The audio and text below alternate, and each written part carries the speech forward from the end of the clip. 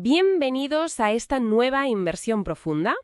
Hoy nos metemos con un texto muy interesante que explora dos conceptos clave, ¿no? El ser y el estar. Eso es. Cómo experimentamos nuestra existencia, básicamente. Y bueno, cómo encaja la consciencia en nuestra realidad física. Exacto. La misión aquí, digamos, es intentar descifrar esa relación, que a veces se describe como una danza, ¿verdad? Entre nuestra esencia, el ser, lo permanente, y nuestra vida aquí y ahora, el estar. A ver qué nos dice el texto sobre esto. Pues mira, precisamente, el texto arranca definiendo el estar. Lo presenta como nuestra existencia concreta, la individualizada. Ajá. Es ese sentirse aquí y ahora, ¿sabes? Ligado de forma inseparable al tiempo, al espacio y a una forma. Pues este cuerpo, esta historia que tenemos. Claro, lo tangible, ¿no? Nuestra identidad cotidiana. Justo. Y esta identificación tan fuerte con esa forma individual, con lo que cambia constantemente el cuerpo, las emociones, lo que pensamos, pues nos lleva, según el texto, a sentirnos Separados. como Sí. como aislados. Vemos el mundo a través de dualidades. Yo frente al otro, lo bueno y lo malo, el éxito y el fracaso. Vivimos como, dentro de unos límites que percibimos muy reales. Entiendo. Esa sensación de ser un yo distinto del resto. Y el texto conecta esto directamente con la idea de resistencia, ¿verdad? ¿Cómo surge esa resistencia a partir de ahí? Exacto. Porque al sentirnos así, separados, y al apegarnos a esa forma limitada que creemos ser, nuestro yo pequeño, digamos, pues surge una tendencia casi natural a resistirnos a lo que es. Claro. Sobre todo si eso que es, pues no encaja con lo que queremos o esperamos. Y eso, claro, genera conflicto, una fricción interna. El texto usa una analogía, la verdad es que bastante llamativa. Lo compara con una especie de diferencia de potencial interna. Como en la electricidad. Sí, como en la ley de Ohm.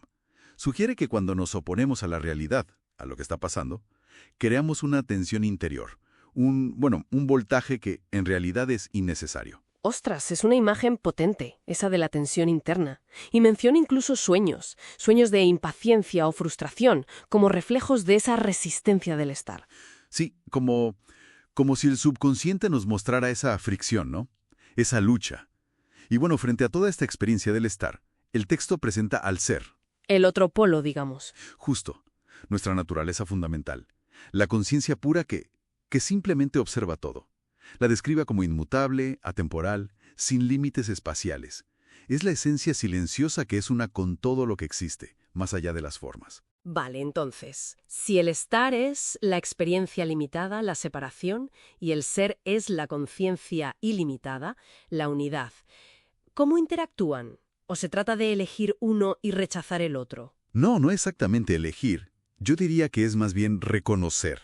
El texto apunta que el simple hecho de conectar con la perspectiva del ser, incluso mientras estamos metidos de lleno en nuestra vida, en el estar, lo cambia todo. ¿En qué sentido? Pues que de esa conexión surge lo que llama aceptación radical.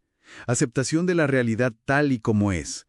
Y esto disuelve esa resistencia de la que hablábamos, esa tensión interna. Ya, pero, a ver, ¿esa aceptación no podría confundirse con resignación? Con decir, bueno, es lo que hay y ya está, aunque no nos guste. Es una distinción importante, sí.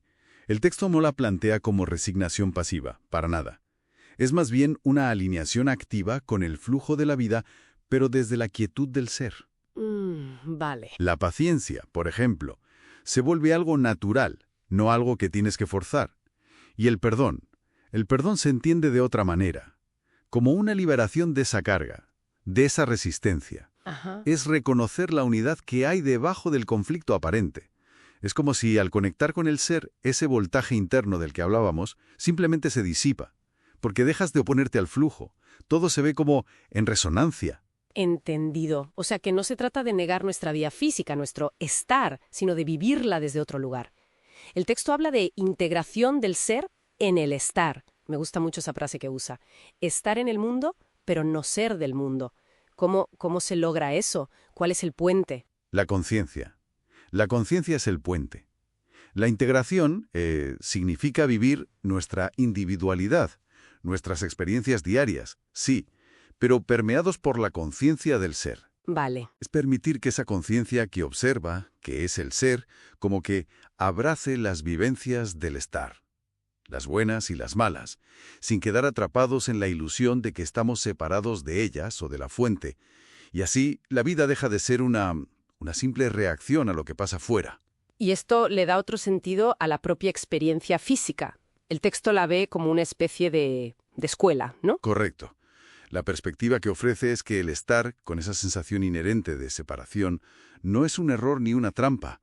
Es el campo de aprendizaje perfecto para redescubrir nuestra unidad fundamental, el ser. Claro. Nuestras luchas diarias, nuestras resistencias, se ven entonces como indicadores, como ejercicios prácticos que nos señalan dónde estamos atascados. Entonces, para aclararnos, ¿cuál sería la gran idea que nos podemos llevar de este análisis del texto? Pues yo diría que la idea central es que esa sensación de ser un individuo separado, el estar, aunque es muy real en nuestra experiencia, es precisamente el escenario donde podemos despertar. Despertar al reconocimiento de nuestra naturaleza unificada, el ser. Que las dificultades y las resistencias no son solo problemas que hay que quitarse de encima, sino señales.